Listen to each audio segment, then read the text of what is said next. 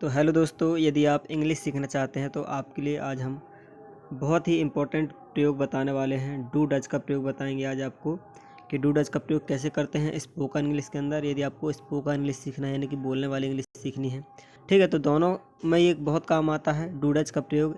चाहे आप book reading के लिए पढ़ते हों या फिर स्पोकन इंग्लिश, दोनों के लिए बढ़िया है। और इसमें AJMR का प्रयोग भी आपको मिल जाएगा, है ना। AJMR का प्रयोग भी है और यहाँ पर हैव हैज का प्रयोग भी है। ये सही प्रयोग है, ठीक है, क्योंकि आज जो हम पढ़ने वाले हैं, आज प्रेजेंट टेंस पढ़ने वाले हैं। प्रेजेंट टेंस के अंदर वाक्य बनाएंगे और प्रेजेंट टेंस में 3-4 तरह से वाक्य बनाए जा सकते हैं। तो और यहाँ पर आपको एक और प्रयोग मिलेगा, हैज़ बीन, हैव बीन का प्रयोग, तो बहुत ही इम्पोर्टेंट है, ठीक है। तो चलिए फिर शुरू करते हैं। लेकिन यदि आप लोग चैनल पर नए हैं तो इस चैनल को सब्सक्राइब करके घंटे बटन को दबा लेना। इस चैनल में आपको ऐसे ही स्पोकन इंग्लिश पर वीडियोज़ मिलती है डेली, ठीक है। तो चलिए फिर डू डज का प्रयोग कैसे करते हैं। तो यहाँ पर मैं थोड़ा सा आपको एक्सप्लेन कर देता हूँ कि डू और डज है, तो ये दो है हमारे पास, एक डू है और एक डज है। तो इन दोनों का प्रयोग अलग अलग किया जाता है। डू का प्रयोग बहुवचन कर्ता के साथ होता है, जो कि बहुवचन कर्ता होते हैं। और यदि आपको डीप में नॉलेज लेना है, आपको गहराई से सीखना है, तो हमने ग्रामर की वीडियो पर ये कवर किया हुआ है। तो आपको ग्रामर वाली वीडियो इस वीडियो के डिस्क्रिप्शन पर मिल जाएगी, ठीक है ना। यहाँ पर जाएंगे वीडियो के डिस्क्रिप्शन में तो आपको मिल जाएगी।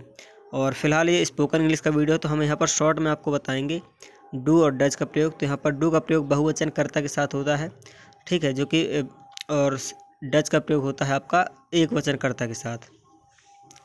चलिए फिर नीचे चलते हैं और उदाहरण से समझते हैं।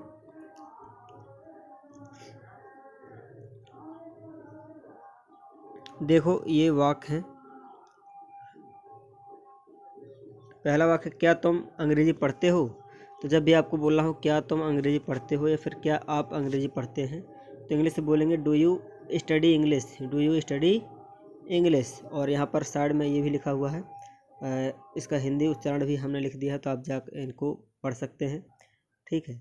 तो अब श्याम है, यानी कि दो लोगों के बीच में कन्वर्जेशन हुआ है। तो मनीष पूछ रहा किससे, श्याम से, श्यामल से। तो क्या तुम अंग्रेजी पढ़ते हो। तो श्यामल कहता है हाँ, yes I do, yes I do, हाँ मैं इंग्लिश पढ़ता हूँ, अंग्रेजी पढ़ता हूँ। फिर से मनीष पूछता है क्या लता तुम्हारे घर आती है। Does Lata come to your house, does Lata come to your house. यहाँ पर हिंदी भी लिखा हुआ है, यानी कि उच्चारण है इसका हिंदी। फिर श्यामल कहता हाँ वह कभी कभी आती है। तो जब भी हम बोला हो कभी कभी आती है, तो यस सी कम्स समटाइम्स, समटाइम्स का मतलब होता है कभी कभी, कम्स यानी आती है, तो वह कभी कभी आती है, सी मीन्स वह, ठीक है। फिर यहाँ पर मनीष, क्या दूसरे मित्र भी तुम्हारे पास आते हैं। मनीष फिर से पूछता है क्या तो दूसरे मित्र भी तुम्हारे पास आते हैं। तो Manish, do other friends also come to you, do other friends और दोस्त, दूसरे मित्र, अदर फ्रेंड्स यानी दूसरे मित्र, do other friends also come to you. तो फिर श्यामल कहते हैं हाँ वो भी आते हैं, यस दे डू, वे भी आते हैं। मनीष कहता है क्या तुम मुंबई रहते हो, मुंबई में रहते हो, ठीक है, मुंबई रहते हो, मुंबई में। तो do you stay in Mumbai, do you stay in Mumbai. तो यहाँ पर देखिए मैंने आपको डू डज में डिफरेंस बताया था कि डज का प्रयोग कहाँ होना है, जब एक वचन करता हो। तो यहाँ पर हमारी जो लता है ये करता है, ये वाला एग्जाम्पल देखो, लता करता है, यानी कि जो क्रिया को करता है, कोई काम करता है उसे कर्ता बोलते हैं। तो एक वचन कर्ता के साथ डज का प्रयोग किया जाता है। और जब बहुवचन कर्ता होंगे, जैसे कि यू बहुवचन में आता है और आई भी बहुवचन में माना जाता है, दे भी बहुवचन में है, तो इनके साथ किसका प्रयोग है, डू का। ओके, तो ये आपको क्लियर कर लेना है अपने माइंड में। बाकी आपको ग्रामर वाली वीडियो में इस पर फुल वीडियो मिल जाएगी, तो आप जा करके देख सकते हैं डू डज का प्रयोग कैसे किया जाता है। ये प्रेजेंट इंडेफिनिट टेंस में होता है ना। डू डज का प्रयोग किस में होता है, प्रेजेंट इंडेफिनिट टेंस के अंदर आता है। फिर मनीष कहता क्या तुम मुंबई रहते हो या मुंबई में रहते हो। तो do you stay in Mumbai, do you stay in Mumbai, ठीक है ना। फिर श्यामल कहती है नहीं मैं कोलकाता रहता हूँ, Kolkata.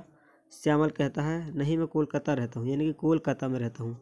No I stay in Kolkata, मैं कोलकाता में रहता हूँ।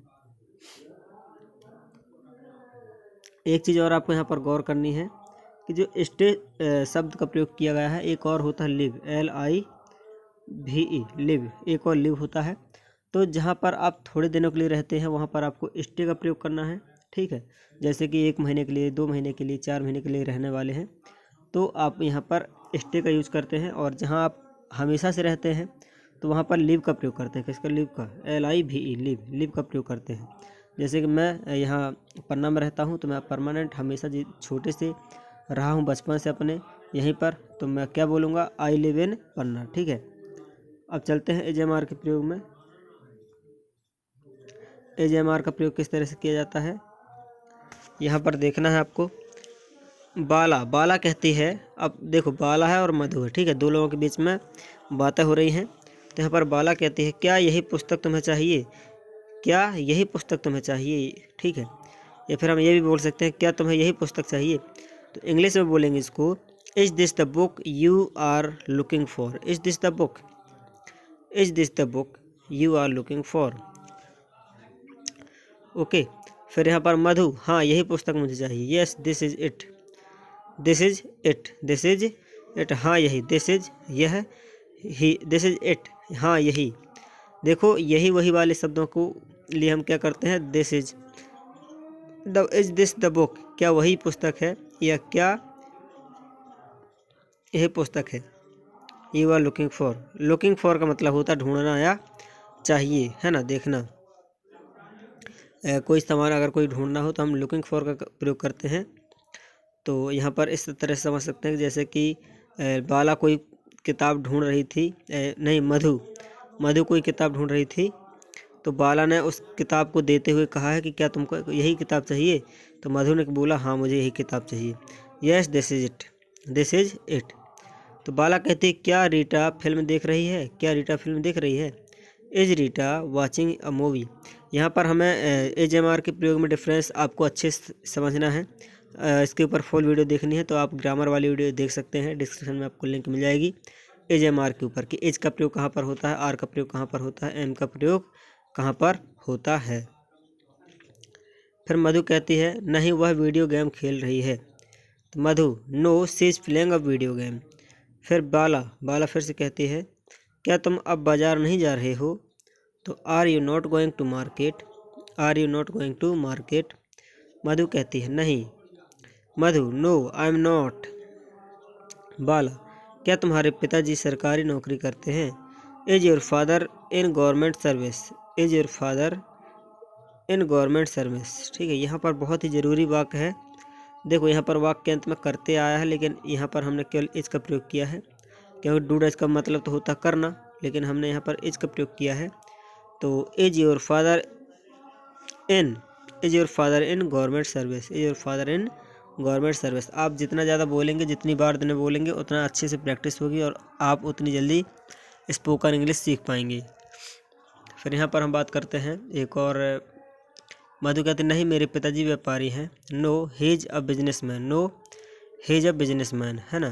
तो is your father in government service? तो बाला कहती है, क्या तुम्हारा भाई किसी परीक्षा की तैयारी कर रहा है? क्या तुम्हारा भाई? Is your brother preparing for some examination, some examination? ठीक है, तो हाँ वह IAS परीक्षा की तैयारी कर रहा है। ठीक है, ये है, किसने पूछा है? बाला ने पूछा है। तो अभी हम Madhu, yes he is preparing for the IAS, yes he is preparing for the IAS examination, हाँ वह परीक्षा की तैयारी कर रहा है। तो अगला वीडियो हम बनाएंगे जिसमें हैज हैव का प्रयोग बता देंगे कि हैज हैव का प्रयोग किस तरह से किया जाता है और कैसे वाक्य में होता है। और हालांकि आपको हैज हैव का फुल वीडियो चाहिए तो आप जा कर के देख सकते हैं, आपको फुल वीडियो मिल जाएगी ग्रामर वाली। वीडियो के डिस्क्रिप्शन में आपको उस वीडियो की लिंक मिल जाएगी। ठीक है, तो वीडियो के डिस्क्रिप्शन में हालांकि सभी इंपॉर्टेंट वीडियोज़ की लिंक आपको मिल जाएगी। तो आज की वीडियो में इतना ही और मिलते हैं नेक्स्ट वीडियो में। जब तक के लिए जय हिंद, वंदे मातरम।